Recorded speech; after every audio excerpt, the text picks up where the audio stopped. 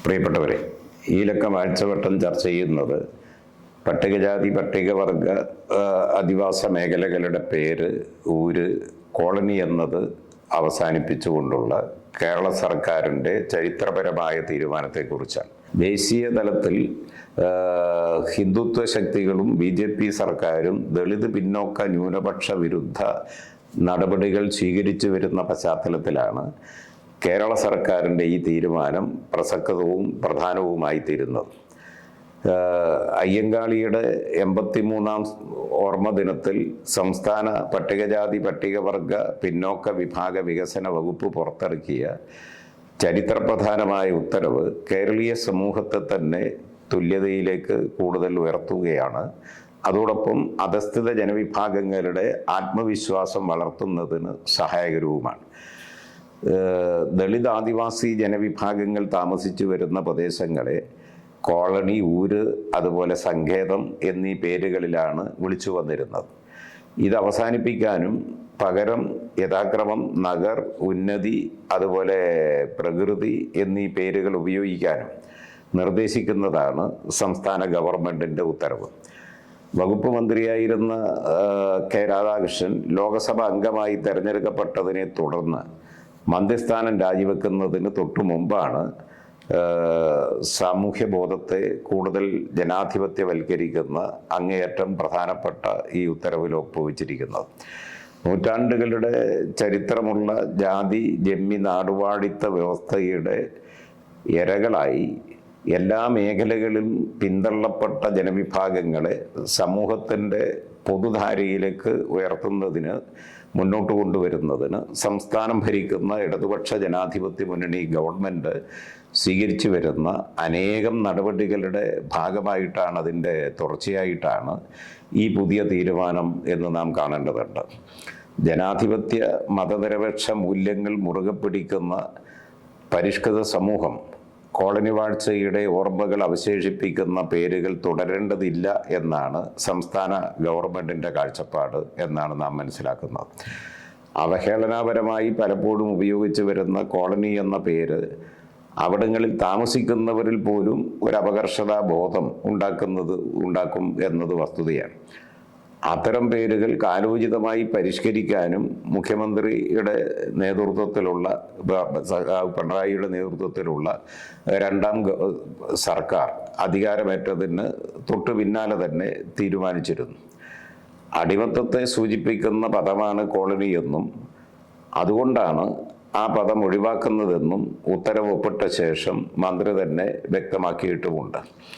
ദേവസ്വം ബോർഡിൻ്റെ നിയന്ത്രണത്തിലുള്ള കീഴിലുള്ള ക്ഷേത്രങ്ങളിൽ പട്ടികജാതി പട്ടികവർഗ പിന്നോക്ക വിഭാഗങ്ങളിൽ നിന്ന് പൂജാരിമാരെ നിയമിക്കുന്നതടക്കമുള്ള നിരവധി പുരോഗമനപരമായ നടപടികളാണ് ഈ കഴിഞ്ഞ 8 കൊല്ലത്തിനിടയിൽ ഇടതുപക്ഷ ജനാധിപത്യ മുന്നണിയുടെ ഗവൺമെൻറ് കേരളത്തിൽ സ്വീകരിച്ച് നടപ്പിലാക്കിയത്.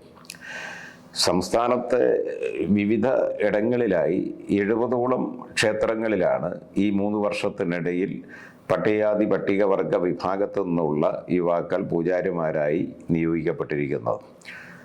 2 കൊല്ലത്തിന് ഉള്ളിൽ തന്നെ മുഴുവൻ ഭൂരഹിത ഭവനരഹിത പട്ടികവർഗ കുടുംബങ്ങൾക്കും ആദിവാസി കുടുംബങ്ങൾക്കും ഭൂമിയും വീടും നൽകാനുള്ള പദ്ധതിയും സർക്കാർ നടപ്പിലാക്കിക്കൊണ്ടിരിക്കുകയാണ്. 28,000-ത്തിലധികം പട്ടികജാതി കുടുംബങ്ങൾക്ക് ഈ കഴിഞ്ഞ 8 വർഷത്തിനുള്ളിൽ ഭൂമി നൽകി കഴിഞ്ഞിട്ടുണ്ട്. 11,358 പട്ടികജാതി കുടുംബങ്ങൾക്കായി ഏതാണ്ട് 607 ഏക്കർ ഭൂമി ഇതിനകം 3 വർഷം കൊണ്ട് നൽകി കഴിഞ്ഞു എന്നുള്ളതാണ് യാഥാർത്ഥ്യം. കൂടാതെ വീട് നിർമ്മിക്കുന്നതിന് 7.5 ലക്ഷം രൂപ വരെ നൽകുന്നതിനും ഗവൺമെൻറ് സന്നദ്ധമായിട്ടുണ്ട്. തൊഴിൽ സംരംഭങ്ങൾ ആരംഭിക്കുന്നതിന് 5 ലക്ഷം രൂപ വരെ നൽകുന്ന മറ്റൊരു പ്രോത്സാഹന നടപടിയും ഗവൺമെൻറ് സ്വീകരിച്ചു വന്നിട്ടുണ്ട്. പട്ടിക വിഭാഗങ്ങളിലെ വിദ്യാർത്ഥികൾക്ക് മികച്ച വിദ്യാഭ്യാസ അന്തരീക്ഷം ഒരുക്കുന്നതിൽ മുതൽ തൊഴിൽ ഉറപ്പാക്കുന്നത് വരെ സംസ്ഥാന ഗവൺമെൻറ്റിൻ്റെ ശ്രദ്ധ പതിയുന്നുണ്ട് എന്നുള്ളത് അഭിമാനകരമാണ്. വിദ്യാർത്ഥികൾക്ക് വീടുകളിൽ പഠനമുറി ഒരുക്കുന്നത് മുതൽ അവർക്ക് സിവിൽ സർവീസ് പരിശീലനം നൽകുന്നത് വരെ അതുപോലെ വിദേശ പഠനത്തിനും വരെ ഫലപ്രദമായി പദ്ധതികൾ നടപ്പിലാക്കുന്നതിന് സംസ്ഥാന ഗവൺമെൻറ് സന്നദ്ധമായിട്ടുണ്ട്. പട്ടികവർഗ വിഭാഗത്തിൽപ്പെട്ട വിദ്യാർത്ഥികളുടെ കൊഴിഞ്ഞുപോക്ക് തടയുന്നതിന് നടപ്പിലാക്കിയ വിദ്യാവാഹിനി പദ്ധതി അങ്ങേയറ്റം ശ്രദ്ധേയമാണ്. ഇതിനകം തന്നെ ശ്രദ്ധിക്കപ്പെട്ടിട്ടുണ്ട്. 2.5 ലക്ഷം രൂപയ്ക്ക് മുകളിൽ വാർഷിക വരുമാനമുള്ള പട്ടികജാതി പട്ടികവർഗ കുടുംബങ്ങളിലെ വിദ്യാർത്ഥികളെ കേന്ദ്ര സർക്കാർ പോസ്റ്റ് മെട്രിക് സ്കോളർഷിപ്പിൽ നിന്ന് ഒഴിവാക്കിയിരിക്കുകയാണ്.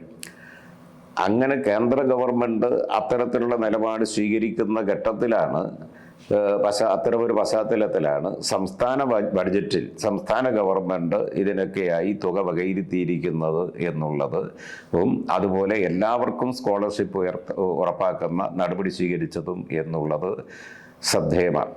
ഇത്തരത്തിൽ വിവിധങ്ങളായ വിഷയങ്ങളിൽ അധസ്ഥിത ജനവിഭാഗങ്ങളുടെ ജീവിത നിലവാരം ഉയർത്തുന്നതിന് നടത്തിവരുന്ന ശ്രമങ്ങളുടെ തുടർച്ചയായിട്ടാണ് അത്തരം വിഭാഗങ്ങളുടെ പിന്നോക്കം നിൽക്കുന്ന അത്തരം വിഭാഗങ്ങളുടെ സാമൂഹ്യ അന്തസ്സ് കൂടി ഉയർത്തുന്ന തീരുമാനത്തിൻ്റെ ഭാഗമായി ഗവൺമെൻറ് ഇത്തരമൊരു നടപടി സ്വീകരിച്ചിരിക്കുന്നത്.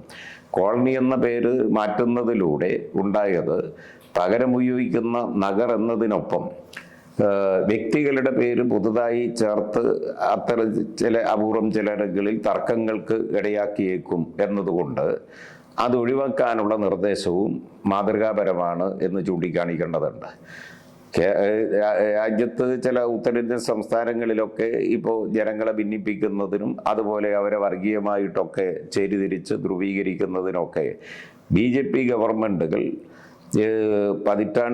നൂറ്റാണ്ടുകളായി നിലനിന്നു പോന്ന പ്രസിദ്ധമായ ചില സ്ഥലനാമങ്ങൾ പോലും ഏകപക്ഷീയമായി മാറ്റുമ്പോഴാണ് കേരളത്തിൽ പേരുമാറ്റത്തിലും ജനങ്ങളുടെ ഐക്യം സംരക്ഷിക്കാനുള്ള കരുതൽ സംസ്ഥാന ഗവൺമെൻറ് സ്വീകരിക്കുന്നത്. തീരുമാനം പ്രഖ്യാപിച്ചുകൊണ്ട് മന്ത്രി പറഞ്ഞിട്ടുണ്ട്, പേരുമാറ്റം കൊണ്ട് മാത്രം സാമൂഹ്യ ഉന്നതി ഉണ്ടാകില്ല എന്നത് അടിവരയിട്ട് സൂചിപ്പിച്ചിട്ടുണ്ട്. അതിന് മുഴുവൻ സമൂഹത്തിൻ്റെയും പിന്തുണയും സഹകരണവും എല്ലാം ഉണ്ടാവേണ്ടതുണ്ട്. കോളനിക്കാർ മോശക്കാരാണെന്ന മട്ടിൽ മാധ്യമങ്ങളിലൊക്കെ വന്നു പോകുന്ന ചില ചിത്രീകരണങ്ങളും അത് പൊതുജനങ്ങളുടെ ബോധത്തെ സ്വാധീനിക്കുമെന്നതിനാൽ കാലത്തിന് നിരക്കാത്തതാണെന്ന തിരിച്ചറിവ് ഉണ്ടാകണം എന്നുള്ളത് വസ്തുതയാണ്.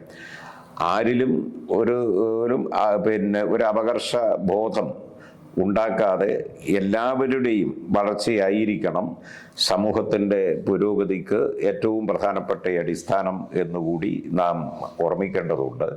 ഏതായാലും ഇത്തരമൊരു നിലപാട് സംസ്ഥാന ഗവൺമെൻറ് സ്വീകരിച്ചത് ശ്ലാഘനീയമാണ്. അത് ഈ പിന്നോക്കം നിൽക്കുന്ന ജനവിഭാഗത്തിൻ്റെ സാമൂഹ്യബോധം ഉയർത്താനും അവരെ പൊതുധാരയിലേക്ക് കൈപിടിച്ചുയർത്താനും സഹായകരമായ നിലയിൽ ഗവൺമെൻറ് നാട് സ്വീകരിക്കുന്ന നടപടികൾക്ക് ഊർജം പകരും എന്ന കാര്യത്തിൽ യാതൊരു സംശയവുമില്ല.